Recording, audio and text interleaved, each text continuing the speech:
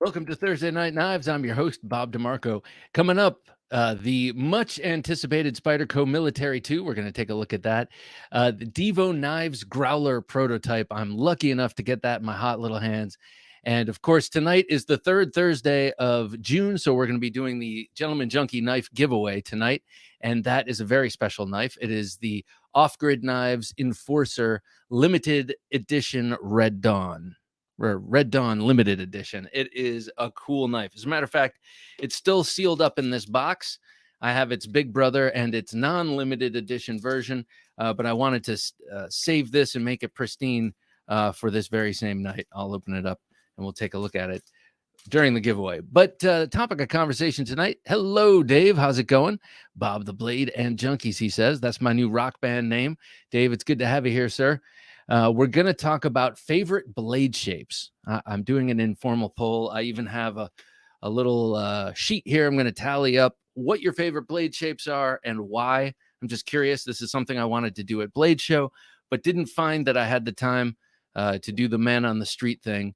But I was curious. And so I'm going to use this platform to find out that information. Kevin Moore, good to have you here, sir. What a fine evening to be surrounded by a bunch of knife junkies, he says. Bob, Jim, and y'all, that's Southeast Texas for everyone. Y'all is also Virginia for everyone, but not so much this part. Good to have you here, sir. Byron Kennedy, a pleasure to have you here, sir. Howdy, Bob, Jim, junkies. Well, howdy, Byron. And that's also Texas for hello. And you know what? I'm thinking you might just win a knife tonight, sir. Byron is one of our gentleman junkies. I also want to thank a couple of new patrons tonight. Hello, Chris. We have Chris Blade Ogre with us, and I'm thinking he carried 8 knives today. I'm feeling lucky number 8. We will get to that in a second. But I do want to thank some new patrons. We have a traditional junkie, Jose. I don't want to give his last name because he didn't give me permission, aka Shakumaku 101. And for gentlemen junkies, we have Kay Mason, a frequent contributor here on Thursday Night Knives. Thank you so much, Kay Mason, and welcome. We also have Mitch Ochoa. Mitch, thank you, sir. What a pleasure to have you along. And then we have Timothy Becker back with us. He is a gentleman junkie from days of old and just re-upped, and he took advantage of our annual funding option, our annual tier, basically. And it's like being a gentleman junkie, except you save 12%. So that's something to consider. Thank you one and all for joining us in Patreon. It's greatly appreciated. The quickest way to do that is to go to the knifejunkie.com/Patreon. If I stutter or seem stilted and weird, it's because I'm getting all sorts of delays on my end. But I'm going to power through and say the show must go on. And that's what happens. Caleb, good to have Caleb Townsend with us. I had the pleasure of meeting Caleb a couple weeks ago. It was a pleasure. And Caleb won was it the last Gentleman Junkie? He won a Shieldin knife. Never Enough Knives 007, also in the running for a brand new off-grid knives tonight. Time for our Thursday evening fix, junkies, he says. Well, it's great to have you here, man. 007. Byron says, hey, Dave, Kevin, Caleb, Ogre 7 or 007. That's cool. I like seeing people talking to one another in the comments. Michael Morgan, always a pleasure to have Michael Morgan with us. Good evening, Bob and Jim, he says, I think that's a top hat. Good evening to you, sir. Byron says, classic Virginia Summer Beach t-shirt, Bob. That's right. That's right. Jaws. I got this down at Universal Studios when we were down there over summer break. The last known site of my Bastinelli knives diagnostic. I'm sorry. I had a wonderful time on that trip also. Mr. VC, good to have you here, sir. Good evening, everyone, he says, over from across in Western Europe there. Quack, good to have you. I don't want to give you exact locations because I don't want you to triangulate his position. Quack, good to have you here. He says, hey, yo, good to have you here, man, especially with that sword crossed in your arms. Kevin says, it seems like I've waited an entire week to get back here again. I know, man. Oh, how slow the moments go when all I do is pour black coffee. So anyway, what was I carrying today? I was carrying 3 knives as usual, and it was a good assortment as usual. And well, let me just start with the main carry. Front right pocket was something. Now I carried it today because this is a knife that's sort of prime for a regrind. And I say that because it is sharp. It's Jared Neve sharp. Uh, he sharpened this a while back, and I haven't really used it too hard since.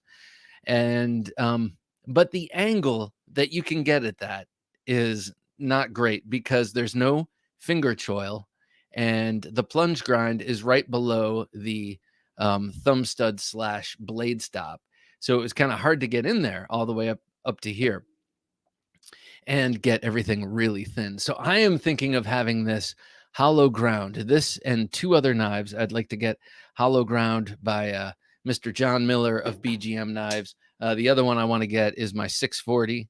I mean, I could live without it hollow ground. And the other one I'd like to get hollow ground by him is this, because it is such an exquisite knife and it has a lot of meaning to me. And so if it were a really thin, slicey cutter, kind of the way I've been liking things lately, that would please me immensely.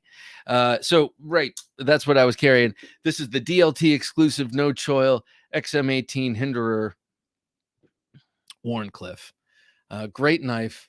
I really love the Warncliffe Hinderer shape, especially on the XM24. All right, what else was I carrying next? I was carrying the recently or just yesterday, unfortunately recalled Little Bro by Jack Wolf Knives. Now, this knife, I was just about to release my up close video on this. And while I was shooting my up close video on this, I discovered a little ding in the blade. And yes, it's from that blade wrap.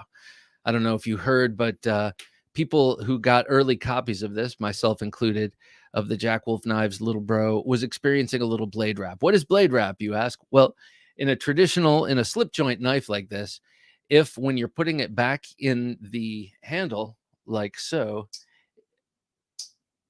it could snap. If the blade is just a little bit too broad, it could snap and clip into one of these raised portions here. And that raised portion, if you can see at the tip of my blade here, that's where the spring raises up a little to accommodate a pin that goes through there to hold it all in. And this blade is just ever so slightly broad, so that when you close it, it overextends and clips and just dings just a little bit into that raised portion. That is certainly not acceptable as far as Ben is concerned. He's a perfectionist, and he's got a reputation to uphold, certainly, and he is a connoisseur of the type. And I just know, I'm sure it's just killing him that this bump in the road has happened. But I mean, this is just that, a bump in the road. These will be redone and redistributed. I have been, we who have these early, he still suggests we keep it and enjoy it. And I certainly have. And actually, one good sharpening with the diamond stone will take care of that little ding. Here, let me see if I can show it to you. It's just, I mean, this thing is an awesome knife. It really is. And it's unfortunate that things have to slow down. You can see the ding right there. It's kind of hard to see. There you see it. So that's where that blade overshot and ran into that little pop-up where the pin goes through. Unfortunate, but for me, it's not going to ruin the experience. If anything, it's added a little something to it. I'm going to sharpen out that nick and make use of this knife. I love it. I love the type, and I love the size. It's perfect size. All right. Lastly, what was I carrying? In my belt, I had the 1558 knives. That's Josh Fisher, master bladesmith Josh Fisher. That's his knife. He calls it a hunter. I call it a fighter. I think it really looks like a fighter. A lot of people say, "Oh, is that a Winkler?" And I think it's that long swedge and the downward angle of the blade. In this case, that downward angle is achieved through a recurve. On on Winkler knives, it's more of a straight edge, just a canting of the angle of the blade. Now, just so you know, yeah, it does bear some resemblance. It must. I mean, to me, I didn't think that, but everyone, so many people I've shown this to immediately ask if it's a Winkler, then it must bear some resemblance. But I think that's in profile only. I have of the Winklers I've handled, this is way more svelte. This is way more of a thin knife, not only in terms of the handle, but the blade stock, and then how thin it is behind the edge and all of that. I think the profile of it, I guess, is evocative or reminiscent, but in execution and the actual knife itself with that recurve, totally different. I love this thing. It feels great in hand. He's done some subtle things here with the handle. Here, let me show you.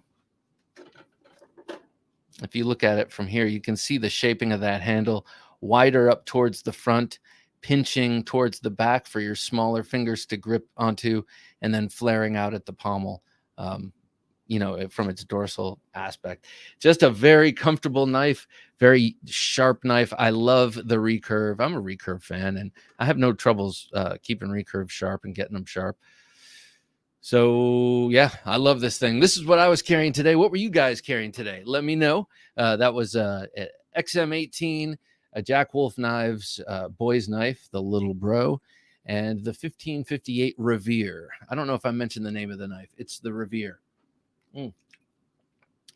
Bunch of knives called the Revere, and that's one of them. I like it a lot. All right, yeah, let me know what you guys were carrying. 3 awesome folders, Bobby. What were you carrying? What were these awesome folders? Let me know.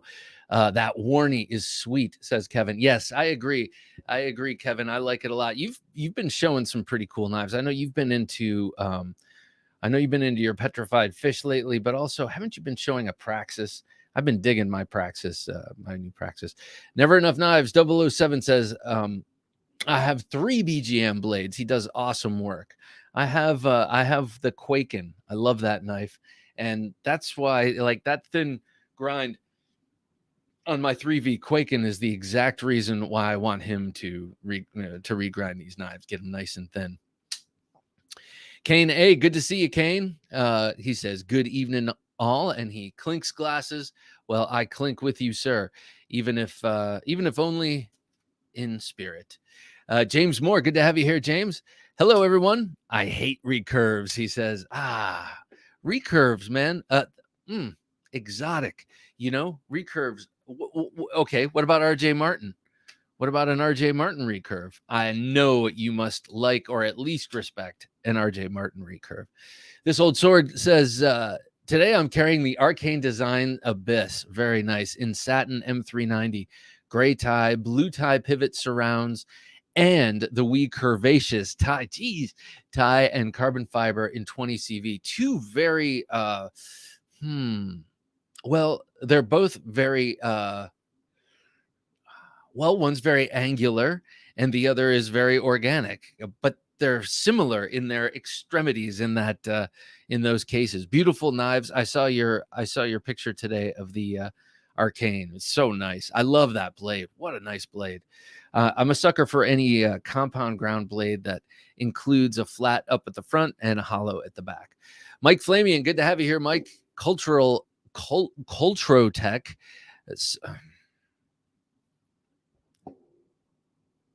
Cultrotech Svarn. I don't know that knife. The Cultrotech Svarn, the Randall M14, Model 14, very nice, and the Spyderco Arc neck knife, and the Victorinox Cadet on the keys. So the last 3 knives are pretty much your standard EDC, and then the front one always rotates. The Cultrotech Svarn. I gotta remember to look that up. Let me write it down here. Svarn. Is that a Swedish knife? Quack says, carried the Oz Roosevelt. We have an aristocrat among us. Quack, very nice carry. What a beautiful knife that is. Blade Banter, good to see you here, sir. Drop Crux and the spine lock. S&W Metalworks. Very cool. I bought an S&W Metalworks slip joint last year. It wasn't really a slip joint, but it is a non-locking knife with a really cool mechanism. Those guys are cool. And I saw some of their work this year. I'm glad that they were further in towards the center of the show and not over on the far end. Caleb Townsend says, today I had the HEA Designs Flame. That is a cool knife. That's that recurve Tonto with a nice big opening hole or vent. I've been hearing the word vent. I kind of like that on the blade. The Sharp by Design Knife Nuts podcast edition Micro Typhoon. Beautiful. That means it probably has what, like that Tiffany blue or teal blue micarta. The Surge Guppy and a custom Swiss Army knife. Very nice. Surge Guppy. I'm not sure which one that is, but I saw a whole bunch of his stuff. He makes watches too. I met him. He was a big giant man. Mr. VC says, today I got the CJRB Feldspar button lock. That's cool. You know, one of these purveyors sent me an email saying, like, we have this. And I was like, oh, it was White Mountain Knives. These are the knives that are trending that you haven't bought, you know, and that was one of them, Mr. VC. And that really, it turned my eye. It had a black micarta handle with the blue pivot collar. Very nice. Spyderco Dragonfly Warney. Very great. Very nice knife in K390. A self-made fixed blade. Again, I want to see that. By the way, I shot you a message on Patreon, Bob. Okay, I will definitely check it out. I will check it out, sir. Ooh, I wonder if this is has pictures of your self-made knife. I would love to see that. Jared Strasbaugh, how you doing, sir? Yet another Mr. VC's a gentleman junkie. So is Jared. Jared, how you doing, sir? Carrying the Liang Ma Cuff V2. Cool knife. I fondled that recently also. Very, very nice. I really like that. Actually, Jared Neve did a video on a new-ish knife company, or a knife company he had never heard of and that I had never heard of. And it had it featured a design that reminded me of the cuff, just like kind of several 100 years in the future. Michael Morgan says, murdered out Yo Jumbo, like in the picture. And the Kaiser Urban Bowie. That's a cool little knife. They should do an XL of that and make it larger. It has such an extreme clip. I believe that's a Dirk Pinkerton design. I love his designs, but that would make for a cool enlargement for sure. Chris said, carrying the Protec Bren 3, such a cool knife. Spartan Palace, that's like Athena, Palace Athena. That was one of her other names. The SOG Seal XR, the most jimped folder out there. I dig that knife. The Smith & Sons Shoal Lunar Eclipse. I'm interested in Smith & Sons. I'd like to check them out. The Muela Bison. Muela, cool brand from Spain that I used to ogle in some of the catalogs that used to come. White River Knives Knucklehead 2. The Moore Maker Law. Don't know what that is. And the LT Wright Companion. Very nice. And 1, 2, 3. So 3 fixed blades today. I don't know. Is that Muela also a fixed blade? That would be 4. Then presumably the Smith & Sons, which is 5, is folder 5, 6, 7, 8. I was right. I was thinking 8, and you gave me 8. Nicely done, Chris. I hope you used those today. But if you didn't, it's nice that you had them along for the ride. And Conway, good to see you here. And just had a little Spyderco Jester. That's a cool one, though. A Jester. That's a pretty unique knife. With 20 CV blade on the keys. Really could get by with just this one. Isn't that the sad truth? Yeah. I could probably just get by with this one. I don't, but I still love this one. Blame Dexter. Good to see you here and your psychotic cat or dog. I can't tell. I can never tell. For a long time, I was thinking that was a Chihuahua, but I think it's a cat now with bigger ears. It would fit with the glowing eyes because cats, 2 legs in this world, 2 legs in the next.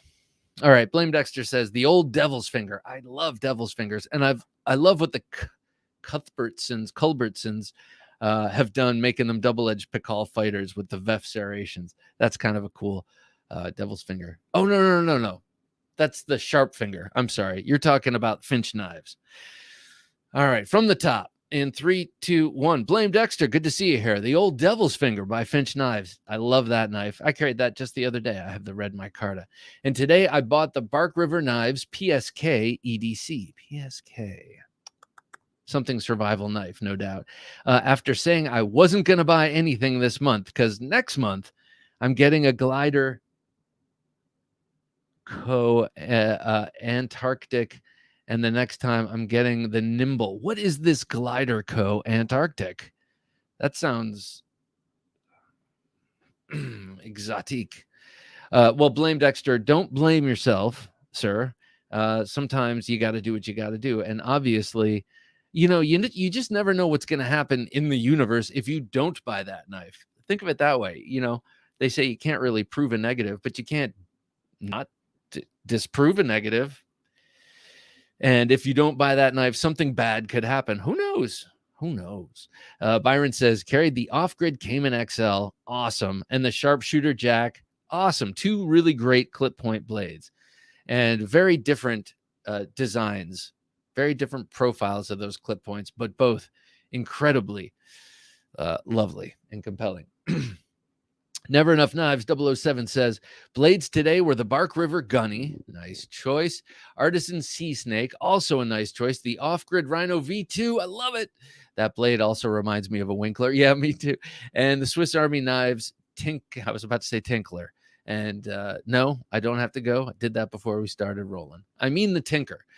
Could you go back to that 1 second, Jim? I just want to the Artisan Sea Snake, such a great knife. I love that. We were just talking with Mike Emler about that. And it looks like Artisan Cutlery put out a knife in 2021. I can't remember the name of it.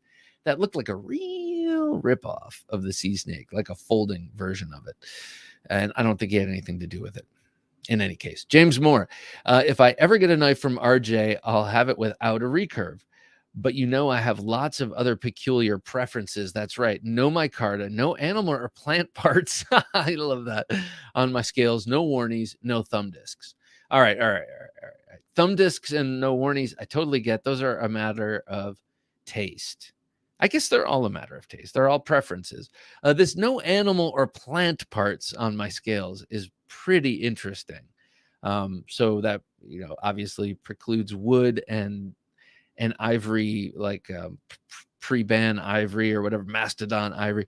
Those materials, I guess I can understand your aversion to them because they are it's sort of the opposite for me. I'm so drawn to them that I guess I can understand the opposite being repulsed by them, so to speak. Is easier to understand than just being ambivalent to those materials, because they're all, in my opinion, all awesome, and in your opinion, all not awesome. It's a binary situation. Tim Simcoe, good to see you here, Tim. Just a custom A-Locks ask today. Just a custom A-Locks Swiss Army knife, SAK, not ask. I knew what you were getting at. Well, that's a good one. First of all, custom and A-Locks. I love the A-Locks when it comes to the Swiss Army knives. Kane A, today I carried my Warney JG Scout, a large drop point in Cosi, and a Birdvis Hitchcock.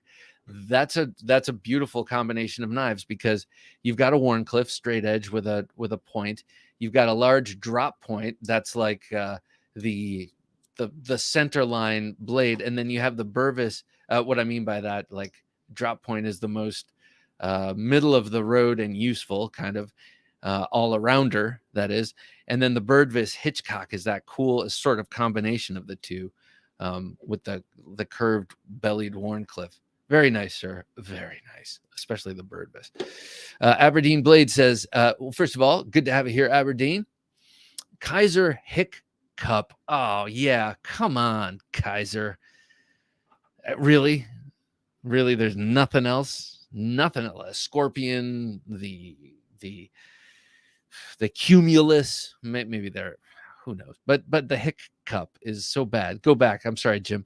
The Hick Cup. In the pocket for me today. All right. Thanks, Jim. I got to know about that hiccup though. I know it looks cool, and it's got the thumb stud, right? That's the one with the thumb stud you can add. I think that's cool. Weston Probst, hey, good to have you here, man. It's a pleasure. Max the Maker says, carried today. First of all, Max, good to have you with us as always. Knives carried today were the White River FC 3.5-inch used to cut asparagus. Okay. The Kaiser Sweat, that's a fibrous material. I hope you had serrations. Just kidding. The Kaiser Swayback, I like that knife a lot. Used to cut plastic. Cardboard has fidget toy turning. Wait. Cardboard and as fidget toy. I got you, during an 1.5-hour walk. Oh, that's cool. That sounds like a nice walk. I took a walk. I'm not going to get into that. So Max, that sounds like good carry, but yeah, always good to have something to open and close when you're walking. The one problem is just be careful about the pavement and the worn cliffs. I speak from experience. Chunky Cut, good to have you here, Chunky Cut. Checking in all. Today I carried my, good to have you checking in. Today I carried my just acquired Lion Steel Emerson LE1 Karambit, Microtech Stitch, and Umnumzan. Damn, man, that's a nice carry.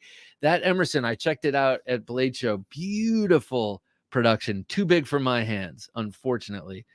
Or fortunately, I guess I wasn't compelled to buy it because it felt too big for my hands. But man, what a cool knife. What a cool knife. I mean, Lion Steel and Emerson. It just seemed like a match made in heaven. Chunky Cut says SIG P938. I'm unfamiliar with that one. My good friend is going to SIG camp this coming week for armorers and such. He's very excited, and I'm excited for him. Sounds like fun, actually. Addicted to Knives, good to have you here. Addicted to Knives. I have the Chris Reeve Knives Sabenza 31 with Chad Nichols Damascus and Bog Oak. That one, holy mackerel, that is a beautiful one. They've done that combination before, and I feel like maybe this is one that's out currently, or that I've been seeing people, probably you, Addicted to Knives, posting. I love that combination. That Bog Oak is gorgeous. Oh, Weston says, I carried a Spyderco Tenacious and a Gerber Zilch. Ooh, good carry. That's good. That Gerber Zilch, man, that's some serious bang for your buck. I'd love to see them upgrade the materials on that, but maintain the build. And the Tenacious, I've been thinking about reacquiring a Tenacious, but now in the lightweight version. Dave says, fixed blade carry today, the T-Kel Mercenary. That one, that's the one with the choil. It's a drop point. I think you posted that a couple of days ago. How do you like that one, Dave? I know you liked the T-Kel Guardian. That's the triple-edged Warncliffe. But I'm curious about this one. Tell me how you like it. James just got his Sharp Eye Design Void XL. Oh, very nice. Oh, not just got it, but he's got his Sharp Eye Design Void XL here, Bob. Love the blade shape. Nasty clip point with lots of belly. Yeah, that's right. It does have a nasty clip point. It comes down to a nice severe tip. All right. So, I'll start canvassing y'all in a few minutes about that. But mostly EDC fixed blades this time. The Moore Maker Law is a 1095 Trapper, supposed to be made in Matador, Texas. Ooh, cool. Trapper, let's see, 1095 Trapper. Oh, you mean a folding, a slip joint Trapper with the spay blade and the. Okay, I'm getting you. Dave says logging off soon, but favorite blade shape is the traditional Japanese tanto. Thank you, sir. I have that. I had Tanto US, but then I forgot to put Tanto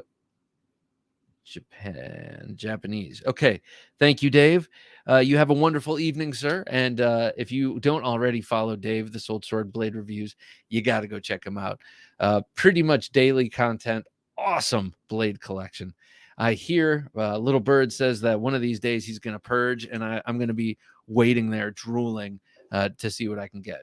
Have a good night, Dave. Take care, sir. Flame Dexter says Glider Co. is a company out of Australia who sells super high quality Bally Song trainers for the money. Okay, cool. The Antarctic is an upgraded version of one of their other trainers, the Arctic. How cool. Okay, this has been in the periphery of my mind, and I think I may have seen them in Atlanta also. And they had some like varying blade shapes. I think I know what you're talking about. Big Perm, good to see you here, Big Perm. Today I carried my modified Gerber double down. It's a giant. Oh, yeah. So, how did you modify it? Did you make it so that you can actually flip it? Because that one you have to sort of more slowly and deliberately open, right, Big Perm? Anfield Dragon, good to see you here, Anfield Dragon. Good evening, he says, or she. Good evening, Anfield. Presumably he. Matthew Christensen, good to have you here, Matthew. Always a pleasure. Evening, weirdos. LOL. Matthew, it's good to have you with us. A resident genius of blade design and making with us, ladies and gentlemen. Blade Ogre says, my favorite blade shape has been the Bowie clip point, but might be changing a little after my Ace Grand went through my tactical shorts and into my leg last night. Just too stabby. Damn. Oh, I'm sorry to hear that, man. I hope you're better. But I am going to put that down as clip point. I hope you're better. That sucks. But you know what? That's what happens when we get into this. Favorite blade shape is a Warncliffe. Very nice. Or don't say sheep's foot because I have them separately here. Carried my Maverick S production. Very nice. Ooh. And the PM3. Nice. Maverick S production. Let's see. But he said Warncliffe, right? That was a Warncliffe. Chunky Cut ordered today the Pickpocket Exo accessory. Sorry. Starting from the top. Ordered today the Pickpocket Exo accessory. Wave added on to the Spidey hole for my Manix 2 XL. Anybody there have experience with the Pickpocket Exo accessory? I have the Pickpocket. But my Pickpocket is for the let's see. The 5x5, it's the 5x5 Pickpocket, and it's on the Yojimbo, and it's awesome. Yeah. Michael Morgan says, smash that like button. That's right. Smash it right now. Smash it, but be gentle to your computer, but you know what I mean. TKL Mercenary is well balanced and scary sharp for a 6-inch blade. He used a special sharpening system and polished edges. Nickel boron coating is super slick. Nickel boron. That's cool. Yeah, Tim Kell seems like a very serious guy about knives. I'm interested to learn more. Professor EDC said, Bob, Jim, fellow knife junkies, good to have you here, Professor EDC, as always, sir. Hope everyone is doing well and enjoying the show, he says. Well, I'm enjoying it, and I'm glad to have you here, man. Tim says, drop point is my favorite shape. Okay, drop point. All right. I have a prediction. I want to see how this plays out. Professor EDC today carried the 640 and my awesome Jack Wolf little bro. So I'm curious if you had the blade wrap situation with your little bro. I did on mine, and it will take a little sharpening and it'll get rid of it. I am not concerned, but I understand Ben's thing. Here's my 640, and I'm thinking of getting this reground to a hollow. Anfield says, carried the Para 3 G10 camo. Nice. Dyed red. I love that. Favorite blade shape, sheep's foot. All right. Oh, man. We got one clip point, one Warncliffe, one drop point, one sheep's foot, one Tonto Japanese. Nesmuk is the favorite blade shape for me. Okay. Got to add that one. Nesmuk. One. Generally, says James, my favorite blade shape is a drop point with substantial belly. No recurve, of course. I like to see more spear points, probably a subset of drop points. Okay, so that's interesting. You should say that, because here I just put them separately, because you can have a drop point. Like the whole thing that people like spear points for better than drop points, I think, is where the point is on the center line. For a spear point, whereas on a drop point it could be way up at the spine level almost. So I'm gonna need clarification. So do you prefer the spear? Do you prefer the point center line? I guess is what it comes down to. So I'll hold off on that, but please get back to me. I need to know. Pixel Jedi says favorite blade shape is the Yojimbo Warney. Yeah, but I'm real careful with the tips, sir. Yes, a smart person to be doing so. Okay, now they're pulling ahead just slightly. Matthew Christensen says, was going to say, or sheep's foot. I'll take either. Yes, they are different blade shapes in my opinion as well. Since you said Warncliffe first, I'm gonna put Warncliffe. I think that's personal bias because I like the pointy tip. 5x5 pickpocket. Yes, that's what I purchased. If it works out on the Manus X2 XL, I'll put it on the Yojimbo next. Yeah, I mean, I'm sure it'll work great. And on the did I pull it out? On the Yojimbo, it actually acts as a great thumb rest as well. It really fits the design of the Yojimbo, not the Yojimbo. I don't have that one. I like a good trailing point, says the contrarian Caleb. Trailing point. I guess I have to write that down. Trailing point, I'm just kidding. I didn't think of that one. Okay. He likes a good trailing point. All right.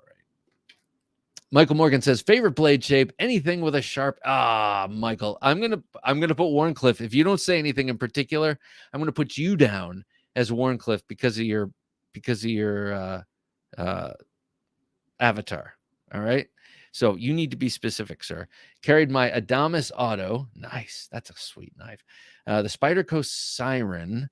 Can't remember what that looks like. The Artisan Biome in the 5th. The little one in the 5th pocket. Very nice, Pixel. Very nice. Okay, so as we continue to take this poll, this unofficial, thoroughly unscientific poll.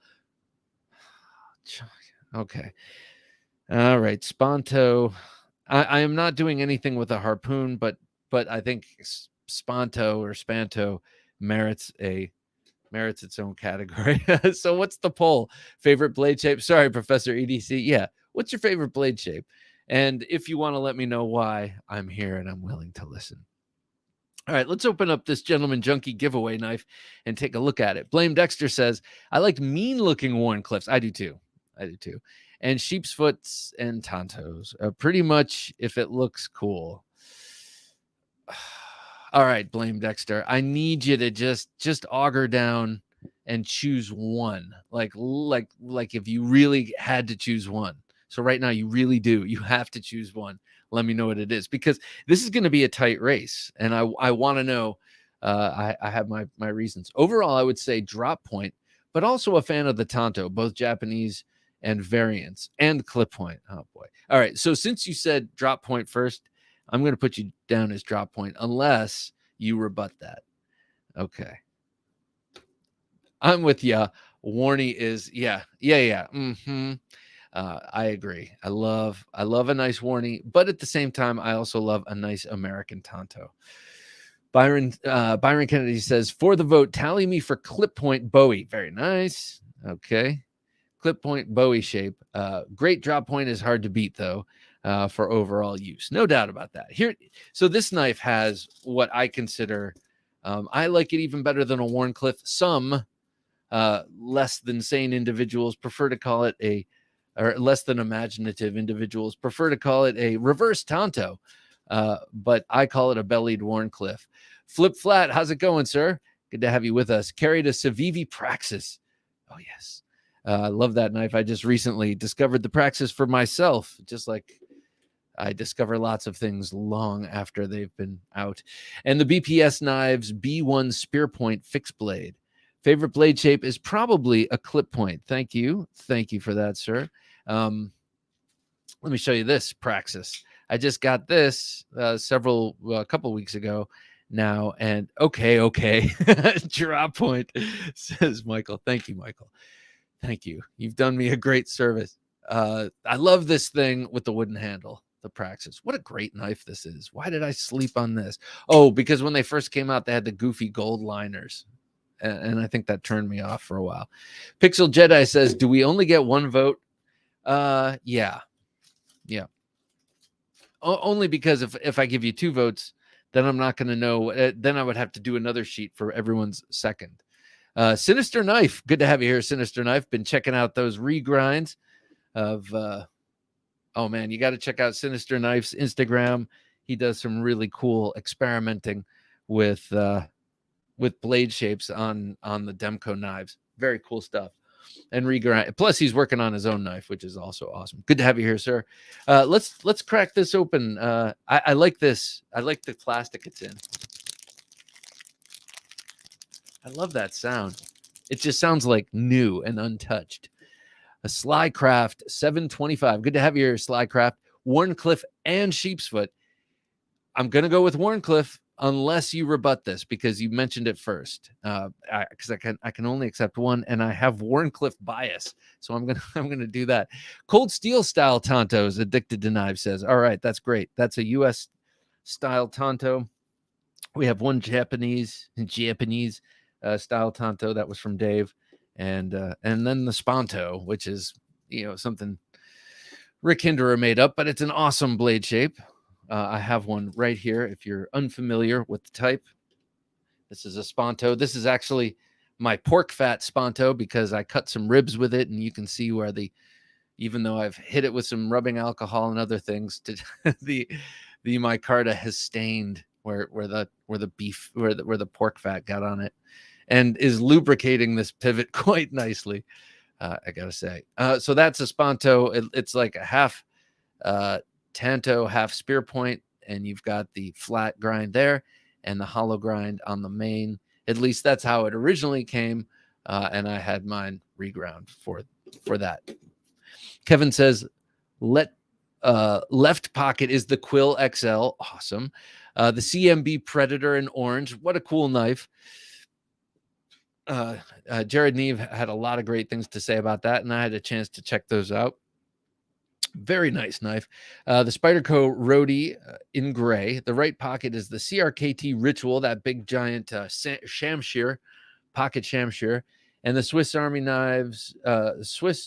Knife Pioneer in orange A-locks. Olight S1R Baton 2 in orange and blue space pen. Very nice. Going back to that CMB Predator, if you're unfamiliar with that, it is a really sort of basic but super stout, good looking, nice materials, especially the micarta handles, bar lock knife that just has just sort of popped out. I don't know if they just sort of popped out or if I'm just becoming aware of CMB made knives, but they're pretty nice. Chris McNair, good to have you here, Chris. Chris is the man who gave me that I swapped knives and got the CJRB Scoria. This Chris was just loaned to someone at the pool. I at our neighborhood pool discovered that there's a guy who really loves knives, and he and I are going to get together. But he loves knives, but isn't not quite like this. And I loaned him this because he needed something to cut fruit, and he was like, "Oh, this is really." So anyway, Chris, your effect lives far and wide, is affecting. You get my point. Chris says, what are we talking about here? EDC? Shark's foot. Or sheep's foot. Thank you. Sheep's foot. 2 for sheep's foot. That's good. And shark's foot I'll accept. Blame Dexter said, ask me to choose more than one is crazy. Probably Warncliffe right now. Like it. I like it. Warncliffe is now officially in the lead. Drop Point is behind with 3, tied for second with Clip Point, and then there are some others. All right, so and those are my 2 favorite blade shapes. So, order a couple of those PF Victors, Bob. Oh, cool. Those things are awesome. I really like the Bowie blade shape on that one. Slycraft says Warney works. All right, cool. Thank you, sir. All right. Warney says Jared. All right. So let's take a look at this. It's in the crinkly plastic. We're gonna take it out of here right now, and maybe I'll put it back in if it doesn't tear. But this is from Off Grid Knives. You get your sticker. You get a little catalog. They do such cool. I don't know. I have such a soft spot for these guys. This baby rhino. You see the baby rhino in this guy's hand. That's our pool bag knife for the summer. I gave I gave that to my wife. It's such a great little knife because even though it's teeny tiny like that, it's just as wide as the standard Rhino V2. So it really fills your hand, even though it's a 3-finger grip. Anyway, that's our pool bag knife. I was happy to see that in the pool bag the other day. Put this material back in there. All right, let's take a look at the knife. All right. Cool little artwork there. All right, you've got desiccant, and then here's the knife. I'm going to take it out of this plastic bag. Oh, look at that. Look at that beauty. Wow, that's cool. Oh my God. Okay, so this thing is gorgeous. This is a D2 blade. That's a Warncliffe. I call it a bellied Warncliffe. I think they call it a reverse Tonto. It's got great jimping, great action, made by Best Tech. Deep carry pocket clip with the fully recessed screws. Perfectly centered blade here. Perfectly centered blade. Just like I said, outstanding action. And it's got this limited edition. They're calling it Red Dawn, but this red swirl and black G10. Now, I have the XL version, and I will proudly show it here. But I thought for the Gentleman Junkie knife giveaway, I would do the regular Enforcer because it is very nice to carry. This is a 3.125-inch blade as opposed to a solid 4-inch blade, and this is a heavy knife. I keep my other version of this knife, my not limited edition version of this knife, in the car. And as a heavy duty escape knife or whatever, but to carry, I love my Enforcer.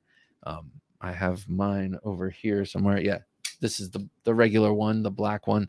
That's what I carry. So that's what we're giving away tonight. This limited edition Red Dawn Enforcer by Off Grid Knives. Such a cool knife. And I'm going to put that there for a minute. And we'll bring up the wheel in a moment here. So let me just check this in the front camera. See how it... Yeah, okay. Yeah, now with mine, it took about 10 flips, and it was, just drop shut. That's what happens with all these off-grid knives. Frankly, that's what happens with Best Tech. Their knives, Best Tech just makes such great knives. And they seem to break in. Like, they come great and they come smooth, and then after you have them a little while, they just become ridiculously smooth. All right, Jim, let's do this. Let's spin the wheel of destiny and see who wins this off-grid knives. Now, actually, before we do you have a slide with everyone's name, Jim? I'd like to read off the Gentleman Junkie names if it exists. If not, that's cool. Awesome. There it is. Okay, let me go over here. Okay, so we have who's at the very top? I have Mike is muted, covering the very top. Damn it. Oh, that's 9198 David. I can remember that.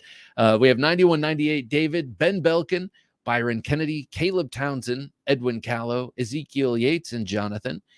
Gordon Tillman, Hero Sticks, Jared Strasbaugh, Jesse Tellis, Jock. We have Kay Mason, Kevin Moore, Kevin Seastrom, Larry Elizondo, Martin Gamboa, Mr. Faledo, Mitch Ochoa, Mr. VC256, Nathaniel Conway, Never Enough Knives 007, On the Edge 72, Ryan Leitner, Scott Nelson, Sean Curry, Timothy Becker, Tom Kim, and James White III.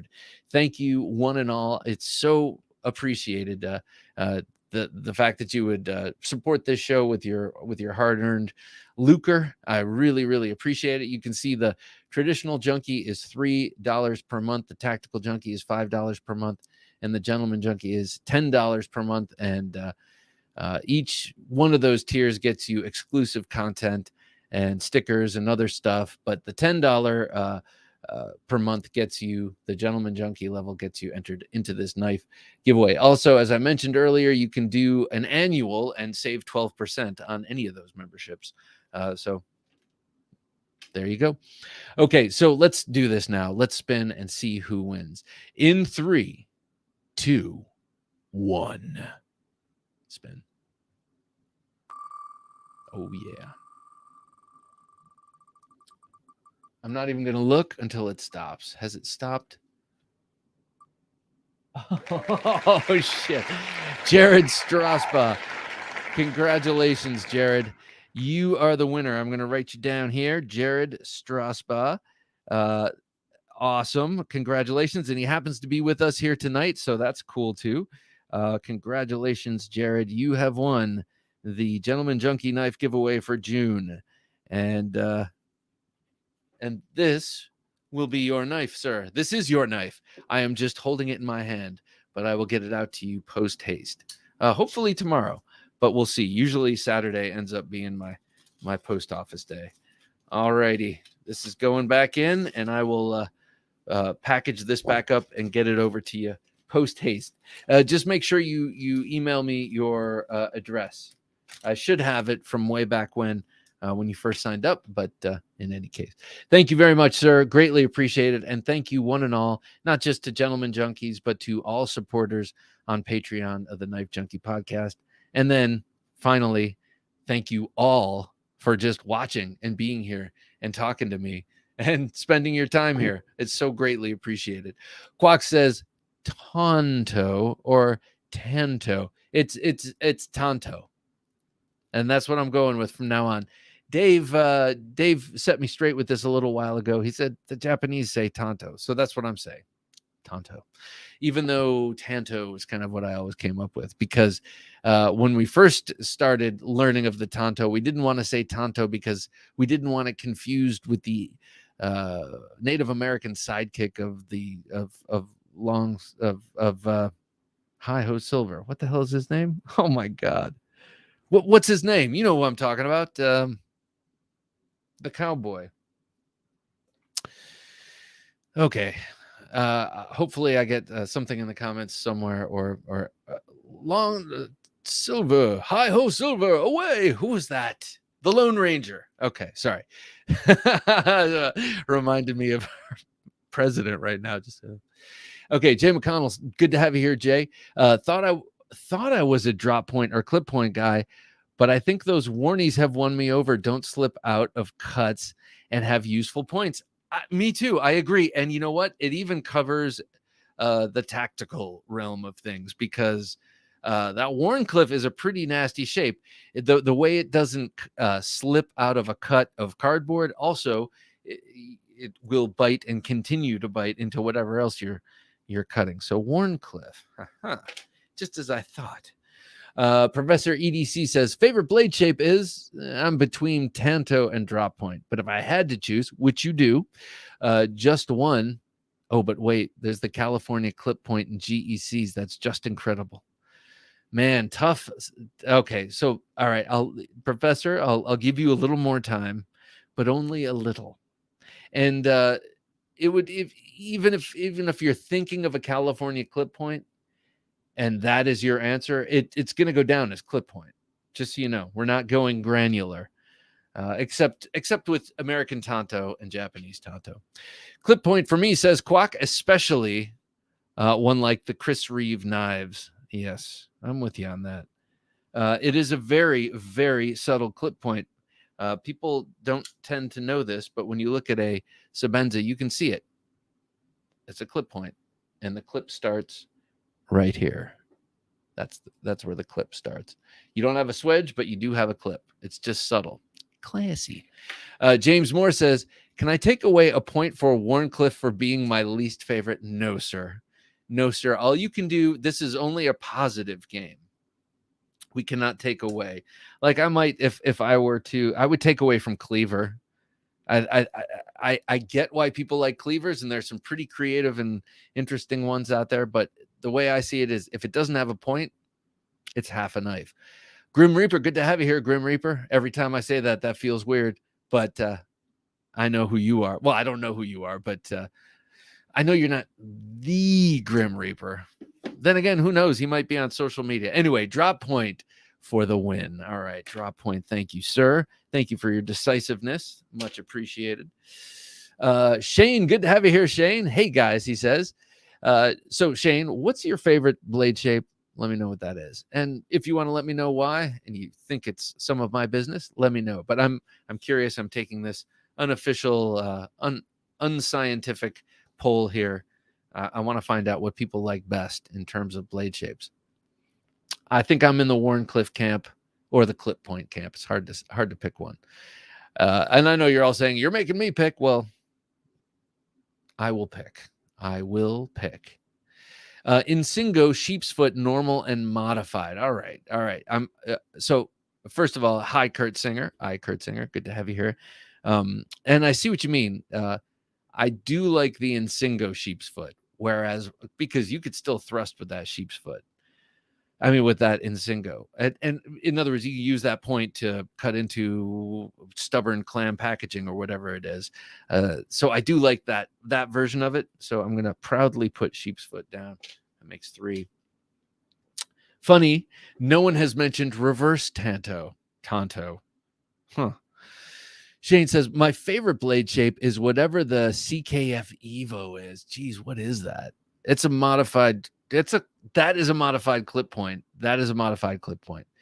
Sexiest knife of all time. I just wish it was US. Yeah, I wish it was US, but I wish even more that it was VA and it was right over here in VA. I do love that knife. I think it is absolutely gorgeous. Let me know what you guys think. I'm putting that down as modified clip point, the Evo. Just think of that shape. It does have a clip in the point. It's a clip point. It's got a real big belly, but it's got a clip point. I think that's what that is. Max says the Warncliffe gets my vote. Under 3-inch Warncliffe. Let's see. An under 3-inch Warncliffe and a bigger knife with some belly is my favorite carry combination. That sounds good. Like, well, I mean, the obvious thing that I think of for under 3 inches is the Finch Runtley. But any sort of little Warncliffe, or like the little Kiradashi, little folding Kiradashi from Cold Steel. That's a great little Warncliffe knife, and you can bang around with it and not worry. Hag, good to see you here, Hag90. Has anyone said drop point? Yes, we've had 4 drop points. Are you in the drop point camp, Hag? You got to let me know. If you do, you'll be number 5, and that will tie drop point with clip point in second place. Tim Simcoe says, if there is a positive game, I'm positive he doesn't like Warncliffes. Yeah, exactly. Yeah, I'm quite positive that James does not like Warncliffes. I'm quite positive he despises... how about a recurved Warncliffe? That's totally like... That's dad... That's bad dad knife humor. Please excuse me. Wizard of Todd, good to have you here, Wizard of Todd. Wizard says, Northern Appalachian reverse Bowie. Northern Appalachian. All right, first of all, I need to know what that is, and I will look that up. But there was a knife called, hang on, let me just write this down. Northern Appalachian reverse Bowie. 5 years ago, Spyderco came out with a knife. Can't remember what it was called. It was a bolstered knife. It was one of their expensive ones. It was big, and it had, I swear to God, a reverse Bowie shape. It had like a straight. What the hell was this thing called? It had a straight, and then it came up like the clip point, except this was on the cutting edge, the cutting edge. And then it had a rounded back. The spine was rounded. So it looked like you took a Bowie knife, flipped it around, and made the spine and the swedge the sharp part. What was that called? People help me out. Ugly knife, weird. I mean, I knew when they came out, I was like, this is not long for this earth. But an interesting thing and an interesting blade shape. So I want to find out about this Northern Appalachian reverse Bowie. Sounds pretty cool. Can I put you down as a Bowie? Does that work? Or do I need to hold off? Well, you know what? I'm going to put you down as Bowie. And if you come back on and say, erase that mark, I will erase that hash mark. Chris says, I only had one choice. Reverse Tonto is a solid second. Yeah. No, I'm with you. If you're considering this a reverse Tonto, yeah, I'm with you. JN, good to have you here. What up, y'all? What up, Bob and Jim? Happy Thursday. Reverse Tonto is just a modified sax. Thank you. When is someone going to bring sax back into the conversation, people? If we're saying clip points or bowies, we got to start saying Warncliffs or saxes. I think it's only fair. Shane says there is no such thing as a reverse Tonto. Thank you, Shane. You know, many reasons. And that's just another why you're a stand-up guy. Ior says, hello, guys. Well, first of all, good to have you here, Ior. Secondly, hello, guys. Tonto. Not for looks, but for the usefulness. Okay, so I'm assuming since you're calling it useful that you're saying the U.S. Tonto. Tonto was the one I broke down into Japanese, more like this sweeping, graceful, quake in shape. And then the Tonto, the American Tonto with the secondary point and on, like the kind of Tonto Cold Steel made famous. So I'm assuming that's what you meant. James says, in case you missed it, Bob, I'm in the drop point camp. Okay. Nope. Did not miss it. Okay. Hag90 says, I'm in for drop point. Ooh, slightly dropping. I'm with you. Like an Essie. Like, this is a drop point. That's a drop point. It doesn't drop much. It's pretty close to the spine, but that's still a drop point. That's why I feel like drop point is it's like saying irritable bowel syndrome. It's just a throwaway term for a stomach ache. Same thing here. Drop point is like everything else. Sort of. Pretty sure Bigfoot carries a narb. What is a narb? What is a narb? N-A-R-B. I like that. And Bigfoot carries something big. 5-door estate. Good to see you here, 5-door. Sheep's foot for me. All right, sheep's foot. All right. As we continue, let me show you this other cool off-grid knife that I got my hands on. Jay Wilton, good to see you here, Jay Wilton. Jay Wilton 76 says American Tonto. Thank you, sir. Thank you, sir. We need the American Tonto to catch up. We have tied for second clip point and drop point. We have the Warncliffe coming in first, and then third is the American Tonto. Shane says my first handmade knife was a Warncliffe, and it looked like a straight back sharpened on the wrong side. Ooh, I'd love to see your knives, Shane. So that was a Warncliffe with a straight. Okay. Blame Dexter says, actually, Jim, can you go back to Shane's comment real quick? It's Warncliffe, and it looks like a straight back sharpened on the wrong side. I got you. All right. Next, you had up there was Blame Dexter. I am by no means the type of guy to put gas on the fire, but reverse Tonto. Okay. Okay. Look, there's your lonely little hash mark, reverse Tonto. Where is it? Oh, it's over here. I put quotes around reverse too, bitterly. Yes, the American, says IR. Excellent. All right. So I did that. I know I counted you. All right. So check this out. Oh, God, this thing is awesome. So we just gave away the off-grid Enforcer. I put that back in the box, but this is the off-grid Enforcer. Check this out. I got the premium version. This is the version 2 of the Black Mamba, from whence the Enforcer came, actually. Black Mamba is one of their earliest knives. It's a Warncliffe or a sax. It's a sax with these really cool old school jimping on it. It looks like file work, kind of.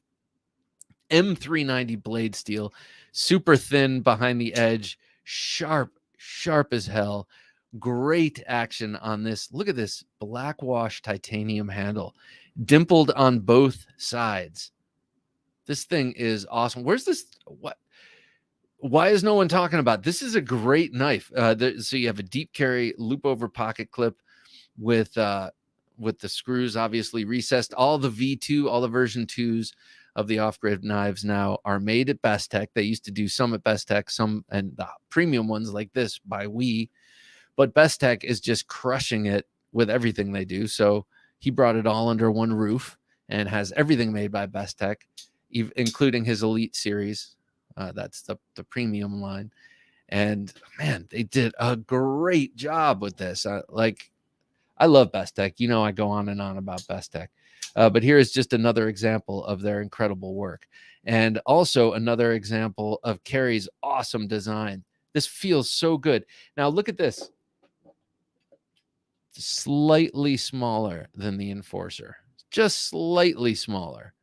And it is also slightly smaller in the thinness dimension.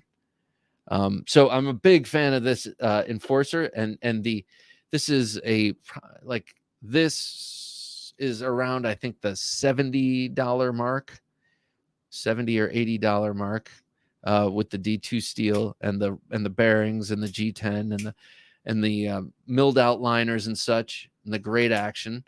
And then this is in the 200. This is in the 200 range. Can't remember exactly what this is, but that's because it's the titanium and all the milling and just the extra attention to detail. So if this is a little rich for your blood, but you love the design, the Enforcer is a great knife and a great option. And their D2 steel is awesome. They do a great job with D2 at Best Tech. So this knife is great. And then if you like this but want to spruce it up a little, you get that Red Dawn limited edition version. But I just wanted to show this off. This is like the premium gentleman's sort of version of the Enforcer. This is what the Enforcer's boss carries. He's like, hey, go get that money. And then the Enforcer's like, all right, the XL one goes out. He's got the extra tools, and the extra size to do the job. But this is the Commander right here. This is a very cool knife. And this is another case of every time I flip it open, and I've been flipping it obsessively because I just got it, it's just getting smoother and smoother and smoother. So definitely check out the Off-Grid. Oh, yeah, we have an affiliate link. This is the one knife company that has offered me an affiliate link that I have accepted. I have gotten offers from others, but I didn't want to appear to be a shill. But I love Off-Grid Knives so much. Love their knives, their design, the fact that they have them made by Best Tech. They're just awesome knives. So I happily offer you this affiliate link. Basically, you go to theknifejunkie.com/offgrid. It takes you to the Off-Grid website. But if you buy something whilst there, I get a small, little commission sort of thing. And then I get to cash that in eventually when enough of those accumulate, and I get a little, bump off of buying a new knife from them. So please help with the affiliate if you're interested in buying these things. Check out this line of knives: the Enforcer XL, and the Black Mamba V2. They're all just great. And we were just joking about reverse Tontos and bellied Warncliffes or Saxes or whatever. But I will have you know, this is a spectacular blade shape for utility and for self-defense. And what else would you need a knife for? Kevin says, I got to go with the Warnie. I like the sheep's foot, but prefer the Warnie. That's how I roll, baby. Well, I'm with you, baby. And Warncliffe is up to, still the winners. They're up to 10. Very nice. Razzle, says Mark Ridgewell.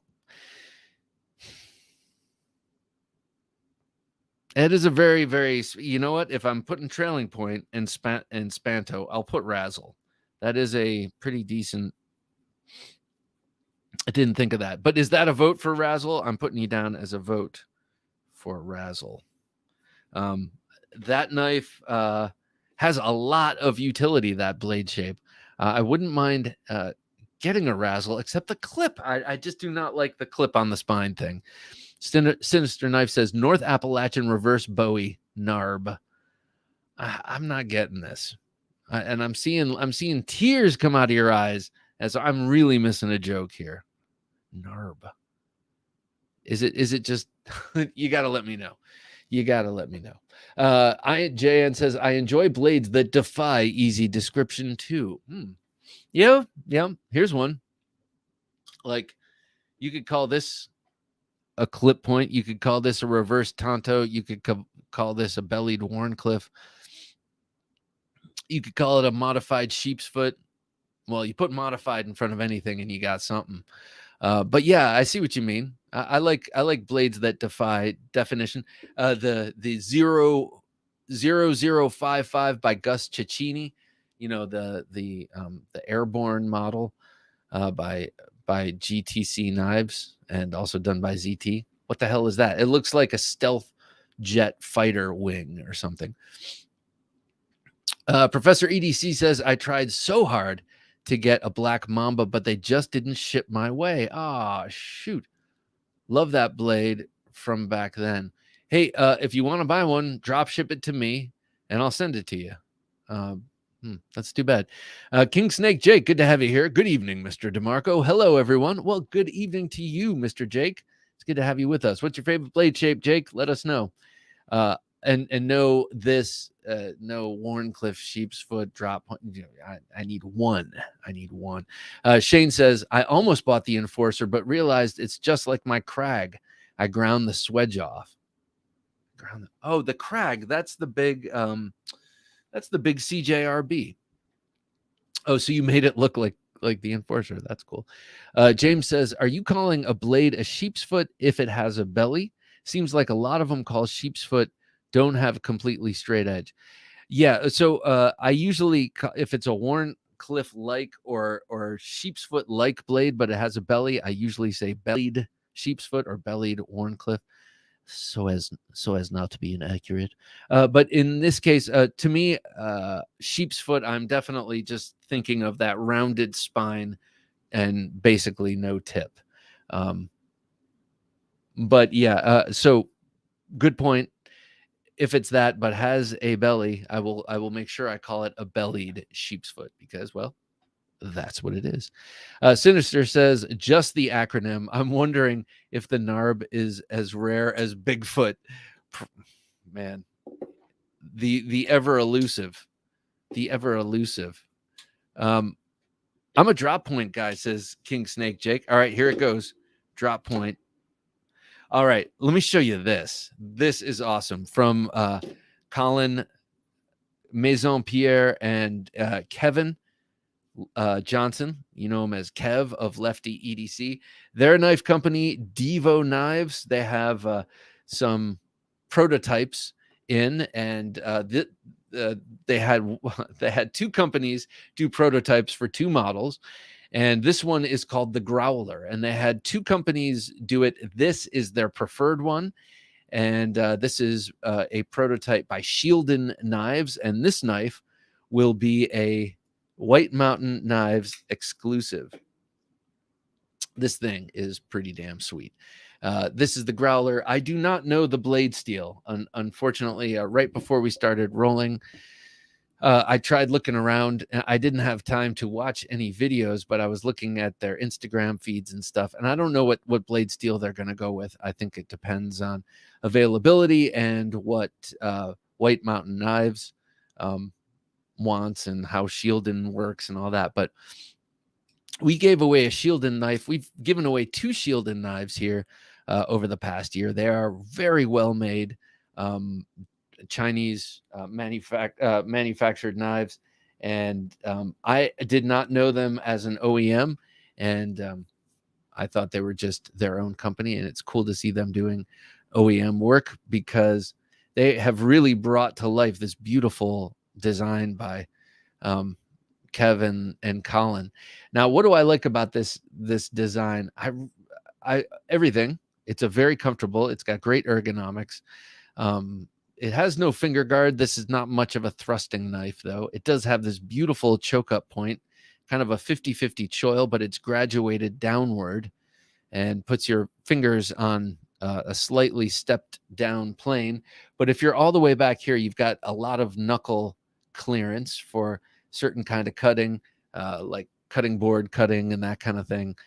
So very, very nice ergonomics. I can't tell if this is like a cross-cut micarta or an end cut micarta or something. It looks a little different with those striations there, but I'm not sure what that indicates. The blade is thin. It's a pretty thin blade stock, but it's wide and tall. It's 1.5 inches wide, and it's got a nearly full height flat grind. So this thing is so thin.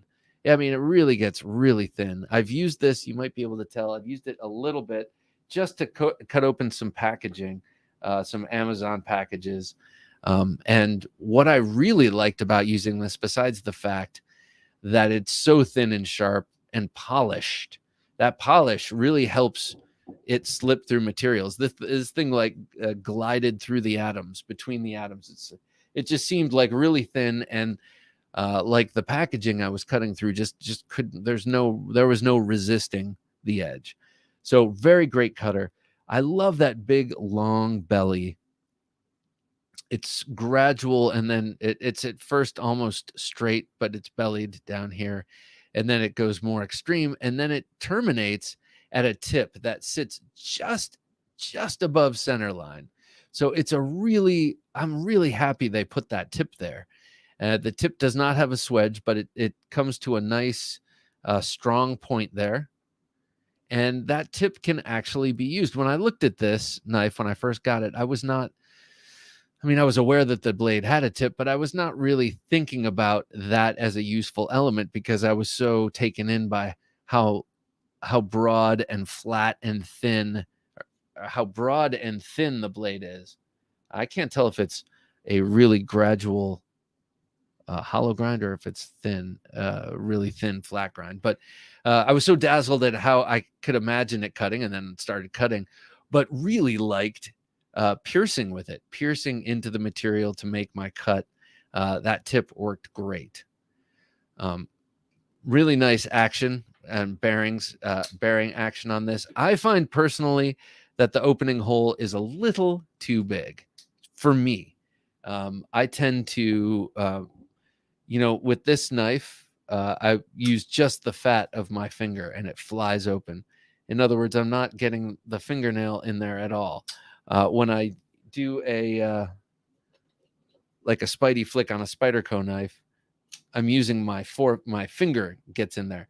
With this is a I don't know, a shape that does not accommodate that well. So I just put my finger in there and my finger fat, and it flies open. Sorry, that was a left-handed execution. Not very good.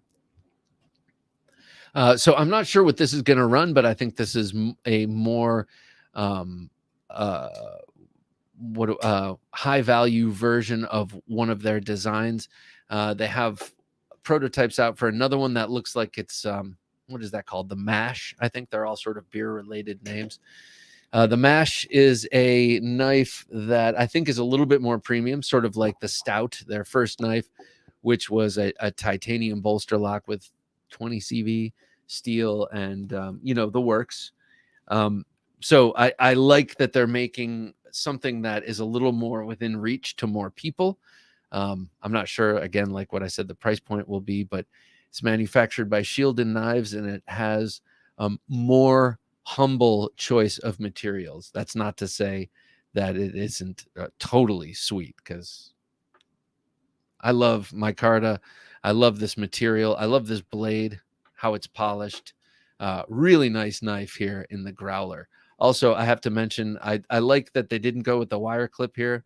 They have the wire clip on the Stout, and I'm just not a huge fan of the wire clips in general. This is a nice loop over clip, and they did the right thing having everything recessed there. Sorry, Jim, can you go to the last one real quick before we go to Five Door Estate? King Snake says, I'm a drop point guy. Okay, got it. Thank you, man. Appreciate it. Five Door Estate says, rounded spine with no tip. Rounded spine with no tip. I need to change my vote to Warney. I like, no, I need a tip. Yes. Okay. So, okay, I'm taking one from Sheep's Foot and giving it to Warney. All right. We have a man who needs a point, and I'm with you. I do too. JN says, love that tall, slicey blade. Yeah, man. It is a tall and slicey. Oh, here's one hit. I don't want to just be all worshipful. Right here, that lanyard hole is inadequate for a lanyard hole and too big for not a lanyard hole. So they either need to get rid of it or make it bigger, because getting 550 cord through that would be a real buzzkill. And then once it's through there, there's no flexibility. So I would either make it bigger. It looks like they added it begrudgingly. So I would either make it bigger and commit to it or just get rid of it. Addicted to Knives says, brother, what's up, Bob? It's good to have you here, man. Good to see you. I just came across your sticker with all your information on the back of it the other day. So it's good to have you. The Growler is a more manly F5.5, in my opinion. Interesting. Oh, yeah, I could see that. And the F5.5, that has the more contoured scales, right? For those who need a little more hand holding during their cutting experience. Hag90 says, please don't forget the thumbs up. I agree. Don't forget that thumbs up and show support to Bob DeMarco and Jim Person and the Blade and the Knife Junkie podcast. Thank you. I appreciate that, man. Hey, what's up, NAF Sergeant? Good to have you here, man. What's up? He says. Well, it's great to have you here watching. You're one of my trusted voices, and everyone else. He says, I'm still digging this, man. I know you've moved way on, but I'm still digging this. I carry it frequently. Another Best Tech made knife, and this time they did the chameleon act and made it look and feel. Well, the look isn't up to them, but they made it feel just like an American knife. So. Man, Best Tech, my hat's off to them. Professor EDC kind of reminds me of a Jens Anzo. Yeah, that's what I think. That's what Shane was just alluding to. Good topic, Bob and Jim. Well, thank you, James. Thank you, sir. Yeah, I'm gonna collate these, and we'll put some sort of list. I'll be waiting for the U.S. made Growler. Oh, that would be sweet. That would most definitely be. Hey, NAF Sergeant, what's your favorite blade shape? I'm taking a tally. I've got an extremely non-scientific poll going on here. The Growler was very nice. I like the gradual 50-50 choil. Yeah, I do too. Oh, sorry, all the noise. I do too, Ior. It is like gradual, and it steps down a little bit. I like that a lot. Floss hole. Excuse me. Yeah. So I think this is one of those knives that I'd rather just not have it. There are some knives like the Enforcer, like all the off-grid knives. I wish they had lanyard holes because I do like lanyards and fobs on some smaller knives, and I really like their smaller knives. So get rid of all lanyard holes, says On the Edge 72. Jeez, man. Wow. I just get finished saying how I want more lanyard holes. You can't get rid of all of them. Why do I picture Jim as looking like Mr. Rogers? Oh, he's not Mr. Rogers. Oh, it's been a long time, Shane, since he's been on, but he's more of a man of mystery than Mr. Rogers. That's for sure. He's also handsomer. Hollywood Tactical says, favorite blade shape is a drop point. Boring as fuck. Well, it's good to have you here, Hollywood Tactical. Your comment on Wednesday's show was my favorite. And I mentioned why. You should check that out. So drop point. Well, you can do a lot with a drop point. My Grail knife, the Charles Marlowe Squale, is a drop point, and that's like about the most beautiful blade I've ever seen. All the think of the Walter Brend fixed blades. Those are all drop points. Some of them are double-edged, and they're gorgeous. Byron says, by the way, what are we calling that Growler blade shape? Clipped Nesmuk. Yes. Well, I don't know. The spine is a little too straight to be.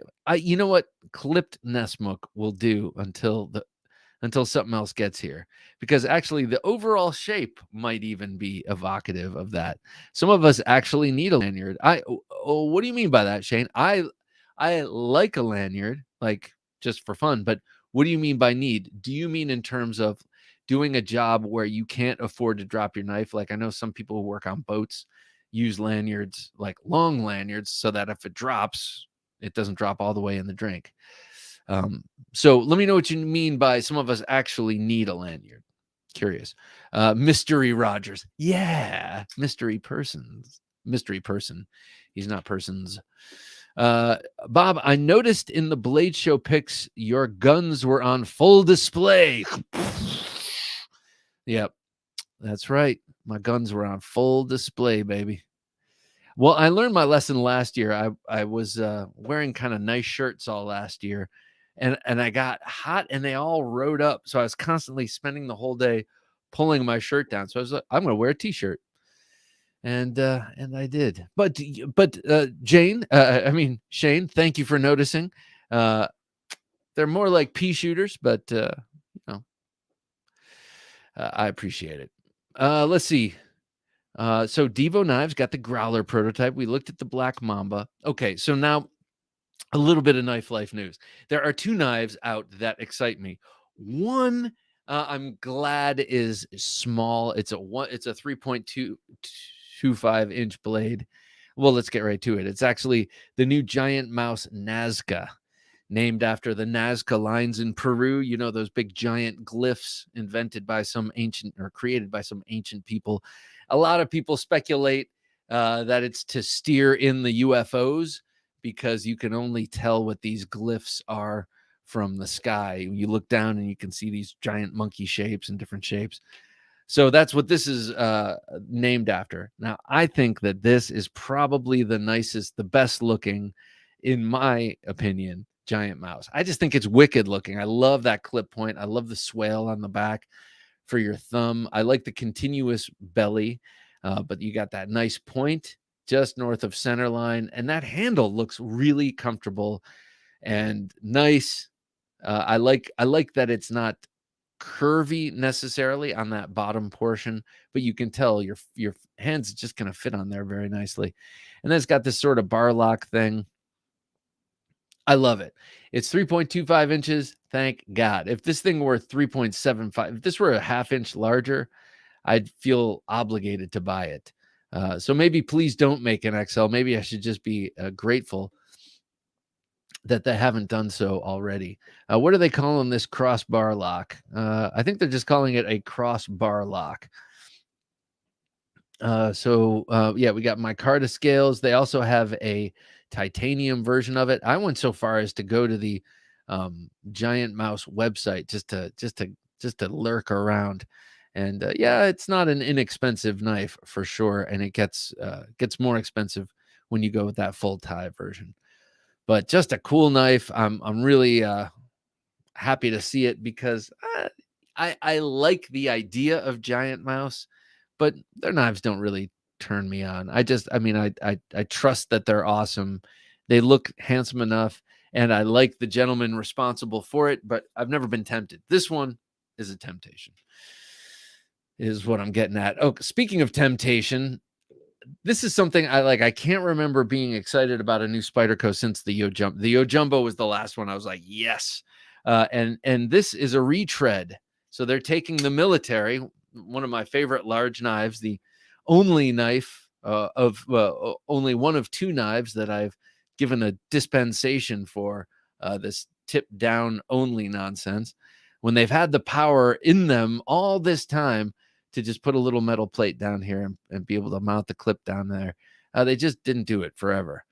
They have finally come out with a version 2 of the military. Looks very much the same. It's got the same dimensions, except that if you can see there and then compare to here, my choil, the old choil, is kind of rounded out here, and then sort of it's like an S curve.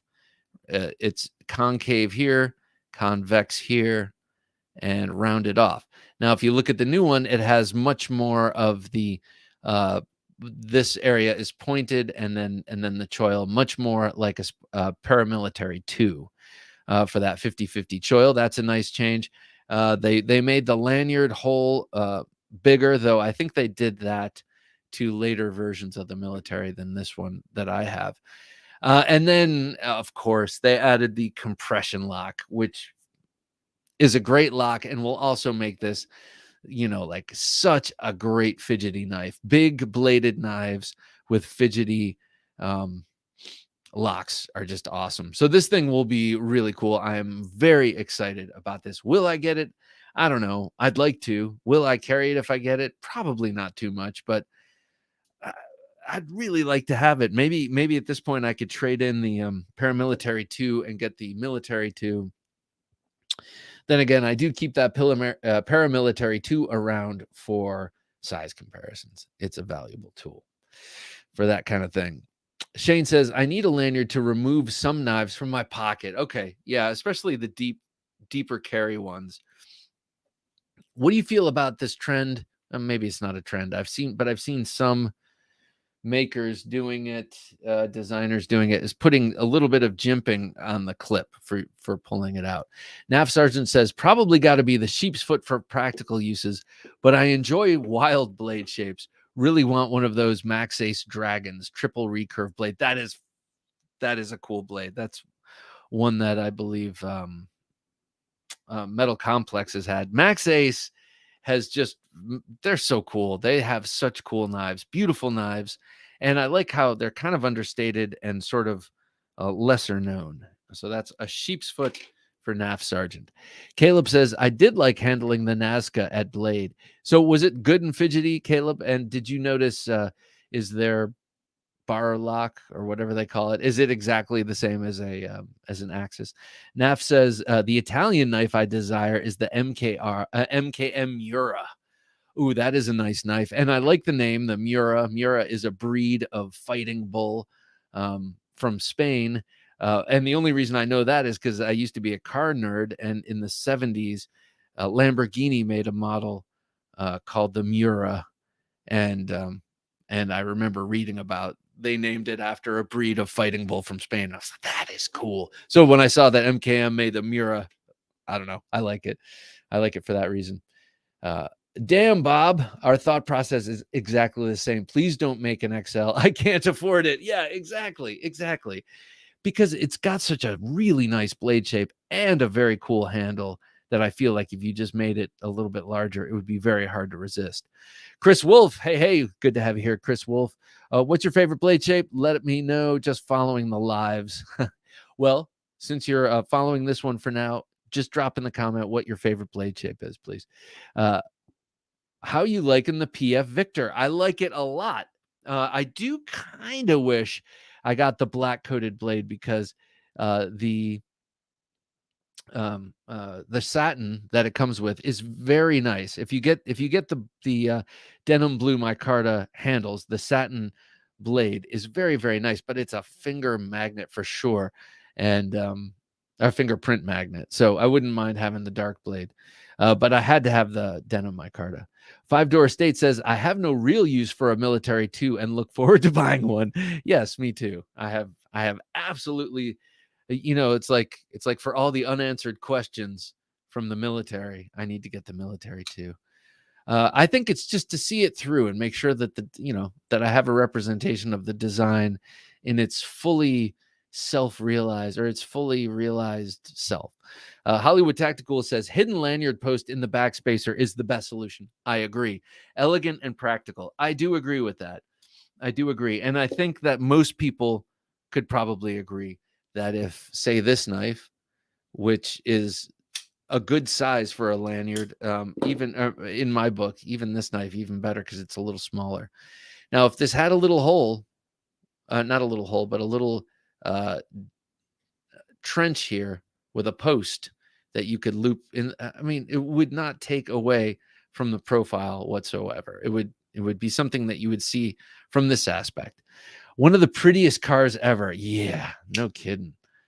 Oh man, those guys. Nuccio Bertone was a guy who did a lot of designs in the 70s. A lot of Lamborghinis and I think some Maseratis. Pininfarina did all the Ferraris.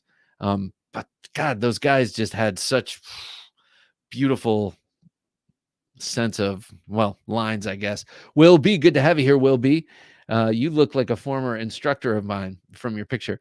I like the blade shape on my Norseman. Okay, that's a recurve Tonto, is great for utility, and I will agree with you there. That's the third type of Tonto that's going to go on this list, actually. Recurve Tonto. I'm surprised I didn't think of that, and I'll tell you why. Recurve Tonto, and I'm going to give that 1. And the reason why is because I've had this for the past couple of weeks and really enjoying it. Here it is. This is the Two Sun Knives TS336. And that is an understated recurve Tonto, right? I just really like that shape. It's a really nice shape, and I love the flat up front. It gives me great confidence in, or would give me great confidence in penetration. And then I do like this hollow straight portion, hollow recurve portion, I guess I should say. Got to be a Kephart style spear point, says Dissentian01. First of all, good to have you here. Thank you for joining us. And Kephart style of spear point. All right. Thank you for that. Chris Wolf, always was intrigued with the Norseman. It was the first knife that got me noticing the drop shut action a knife could have in my beginning days. Yeah, that was one of the first that I remember hearing about that. I still have never, ever handled a Norseman. I do like it. I do like the Norseman, and I know that I would love it in hand, but yeah, just haven't experienced it in person, and have never been compelled to get one because they're expensive and hard to come by. So expensive and hard to come by. That's a knife that I really, really want. I'll make that happen. I blame Mike Emler, says Will B, for the purchase of the Norseman, but it's really great, and the blade shape is awesome. I really do like the blade shape. I don't like the way the handle looks, but I'm pretty sure it's very comfortable because it looks like it's very comfortable. It just doesn't please my eye, but the blade most certainly does. So obviously not a deal breaker. The deal breaker is the cost. I'm not saying that it's unjustified, though, as a cost. Okay, so I want to show you a couple of other things before we get to the knife fight, if that does indeed happen. But I just unearthed this. I've been you've seen this maybe, but I have an Espada y Daga not collection, Espada y Daga set from traditional Filipino martial arts, or I'm sorry, traditional Filipino weapons, which is a great purveyor in Connecticut. Actually, the guy who owns and runs it knows Dave, this old sword blade reviews. Dave has done a lot of their photography, but he is a gentleman who has a Pikiti Tersha and Jeet Kune Do, Kali, etc. school in Connecticut, and then he knows all these bladesmiths down in the Philippines, and they make traditional Filipino swords. And if you know anything about the Philippines, you know that it's an archipelago, excuse me, and there are many, many islands there. And all of the islands, all of the towns, they all have knives that are slightly different or regionally made knives and that kind of thing. These are from northern, I think, the Visayas. This Espada y Daga set, and this is the dagger, and you can split them up. I forget because they ride together in a wooden sheath, and then my brother made these killer beautiful leather sheaths for me, which I don't ordinarily keep them in. So I forget that you don't have to just always have the sword with the dagger. You can carry around, well, they call it a dagger, Espada y Daga, but it's a knife. You can carry this knife around on its own, and I have been doing that just around the house, but I love this thing, and I love the hilt, love that handle with the bird's beak. You can really swing this around and get a lot of leverage here. That curve nestles into the palm. You got the hook there. You can get a lot of chopping, slashing action from that. Just a really awesome knife. Nav Sergeant says Norsemans are pretty easy to get, but they put a few up on their site every few days. Oh, great. Thank you. I'm really glad I have that information. Now I get to obsess over, am I going to get a Norseman? I mean, because it almost feels like a moral imperative, at least to experience it. Who knows? And maybe I could make up my money on resale if I don't like it. Of course, I'm going to like it. Will B says, I added my name to their list and got picked within 3 weeks. Damn, man. Okay, so I stand corrected by two of you. They are not hard to come by. They're easy to come by. And this makes it even worse. Okay. Well, maybe some generous soul one day will loan me one. And this is not a hint, Will B. I'm not trying to drop you a hint. But I do mean someday I'm sure I'll get my hands on one. As it stands right now, it's not on my short list. So I do have to worry about that short list. What's on your short list? Let me know. You can always call the listener line, 724-466-4487.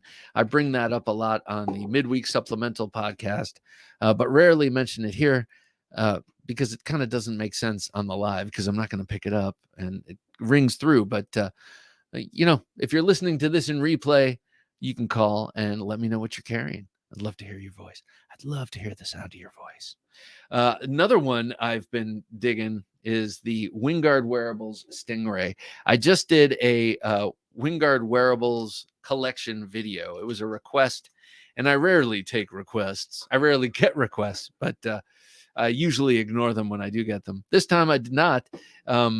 Someone was asking about showing off more of my tomahawks, my Wingard Wearables. We want more Wingard content. So I did. I made one of the 3 tomahawks. This one is the Stingray, and then also the quill. The thing I like about this, and I've been kind of carrying this around. So I do this thing. It's a little slightly OCD, but I do this thing. Kevin Moore says, "Hey, I like the long curved belly. It's exactly what my wife said just the other day. What a coincidence. What a coinky dink." Yeah, me too. Yeah, I love that long curved belly, Bob. Keep it going. Make it even more bellyful. So I have this thing I do, check in the house before bed. And frequently I walk around with some sort of weapon in hand. This has been something part of what I've been carrying, the hand implement that I've been carrying recently. And I love this thing because unlike the other Wingard wearables, which I also really love, this spike is not for hooking and cutting and meat hooking. It is a percussive spike. So this is meant for either throwing and sticking into the stuff that you throw it into, or just hitting like a warhammer, like an ice pick, or like a warhammer into someone or something. So it's a what is this? 1, 2, 3. It's a 4-inch spike. It's octagonal in cross section, comes down to a flat chisel tip. And then you've got this blade on the other side that's 2.5 inches wide and has this unique curvature on the backside, where most tomahawks like to boast and show off a cool looking beard on the blade because beards look cool on blades. They are impractical if it's a fighting blade. If you're chopping that into something and burying it all the way in, if you have a beard on there, you're going to have to tug on it and fight whatever it's in there trapped inside of. This, you have these soft curved surfaces here. So once that's buried deep into something, you can pull it right out because of that curve. It's not hooking with a big beard. It's curved for practical purposes. This thing is awesome. First developed for throwing. I just like it as a short but very aggressive and powerful hand implement. I mean, look at this.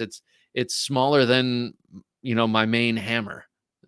Yeah, it looks a little shorter than the hammer I use most, around here. So just a cool thing, and it looks kind of ancient. It has a very sort of cool and ancient look to it. So been loving that thing. Been carrying it around the house quite a bit. Any love for tomahawks out there? It'll scramble an egg. That'll scramble an egg. Yeah, no kidding. And easily get inside that egg. Heaven forbid that is ever needed, but it's good to know it's there. It reminds me of the cattle gun that the guy Shigur uses in No Country for Old Men. Just thunk, it just puts a hole, and that's what that spike on the tomahawk is kind of like. It's just for putting holes in things. Yeah. So what do you guys think about this recall? Is he doing the right thing? I think he is. I think he's got to, but it's not gonna stop me from using this beautiful knife. Kevin Moore says, I like tails on my knives, so sue me. Yeah, I kind of do too. It is a little bit of jewelry for the knife itself. I know that sounds like it sounds, but it's a little extra. It's like you get a spoiler for your sports car. It's kind of the same thing. Blame Dexter says, I want the Winkler R&D Tomahawk with the spike. Yes, huge Jack Carr fan and Terminal List fan. Yeah, me too. I like Jack Carr as a person. I heard a lot of interviews with him, and I only read the Terminal List. I will read the others as time permits. But yeah, the whole thing with the Psyoc, he's got that Psyoc also Tomahawk with the spiked head and the whole thing. And the way he uses it in the book is awesome. I can't wait to see how they depict it in the movie. I mean, there are some scenes, and I know you know which ones I'm talking about. There are some scenes I'm like, man, how are they going to? And I know that the one that I'm really thinking of, I know that they actually did it. So I can't wait to see how they depicted this horrifically violent scene of retribution and revenge. You know, it's justified, but it'll be interesting to see how they actually put it to film on the show. Okay, so I did have a let's see. JN says I make handles for hatchets. One was very tomahawkish. So yes, yeah. That's a cool little vocation or hobby or whatever that is. Uh, hanging axes. I love tomahawks, but I have no use for one. I also want a top storm vector, but have zero need. Shane, you're just lacking imagination now. A storm vector is a big sax, and Shane Gables, that sounds like your people, at least some of them probably came from Northern Europe or Great Britain, and the sax played heavily in the history of Great Britain and the Nordic countries there. And the storm vector is a big modern version, and you're a big modern version of those people. So I think you need the storm vector. As a matter of fact, we keep bringing up moral imperatives. I think you kind of really actually should get a storm vector. Maybe the tomahawk, you wait and see what your use is. Knives Live 2022. Yvonne's, good to see you here. Howdy at Bob and Tribe. Well, it's good to have you here, Yvonne's. I always call you Yvonne's. I don't know if it's Javon's. And I think I may have asked, and I think you may have told, and I think I may have forgotten. So please excuse me if I overpronounce your name, sir. Professor EDC says Norseman, Shiro Quantum, or Rockstead. If I had the choice, I'd get a Rockstead. Why not? I'm kind of fascinated by the Rockstead. Shiros look awesome. Really wouldn't mind having one of those, but I wouldn't mind having one of those. But a Rockstead, I would definitely like to have, and just open it slowly and close it slowly and cut things every once in a while. You're right, Bob. I do need a storm vector now that I think about it. Shane, I'm glad I could help. I want to help people justify their purchases. If you need help, let me know. I have a listener line, 724-466-4487. If you need help justifying that purchase to your significant other or to yourself or to the IRS, let me know and I can help you. I am the king of justifications, and I pride myself on it.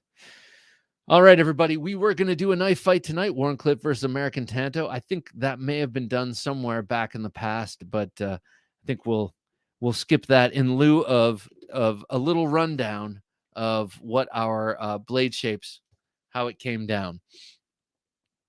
Okay. All right, here. So we have how many blade shapes? 1, 2, 3, 4, 5, 6, 7, 8, 9, 10, 11, 12, 13, 14 blade shapes here. I started off with 8, and I added a bunch as they were mentioned. But the winner by quite a landslide here is the Warncliffe with 11. 11 of you like the Warncliffe. I put myself in that camp, though I did not vote. In second place, the Drop Point with 8. Third place, the Clip Point with 6. Let's see. Fourth place is the Sheep's Foot with 4. Then we have the U.S. Tanto with 3. And then all of the rest are 1. And that is Spear Point, Reverse Tanto, Tanto Japanese, Nesmuk, Trailing Point, Razzle, and Spanto. So, Spanto. We can say Spanto, right? So that's what it is. Warncliffe by, I won't say a mile, but let's see, almost by half. So a pretty good on the Warncliffe.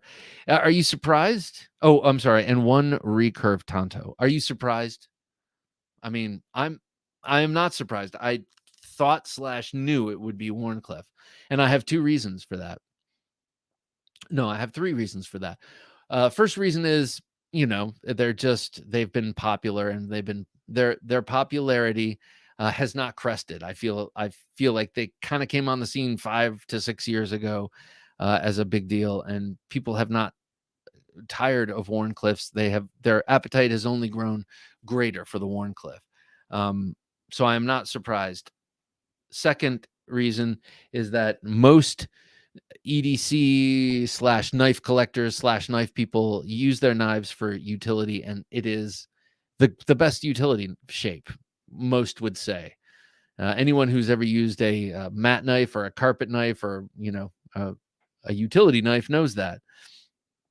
And then thirdly, if you're not thinking about those things, utility, and you're not thinking about popularity, maybe you're thinking about self-defense, like the Yojimbo Warncliffe. Those things are incredible for self-defense. So I'm not surprised that Warncliffe has drawn the largest amount of votes, because I feel like it's got the most versatility coming in from the most varied sectors of the knife world. I said thoroughly unscientific, but clearly I have made it very scientific. So you have that to rely on. You have that information now to rely on.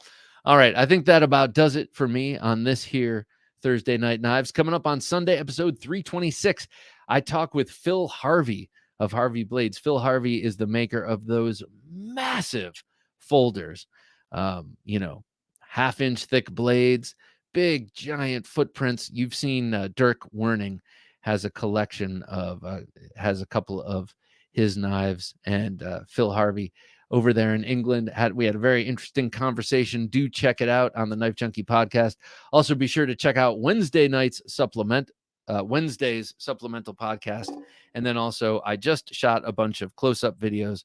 I will be parsing those out starting tomorrow.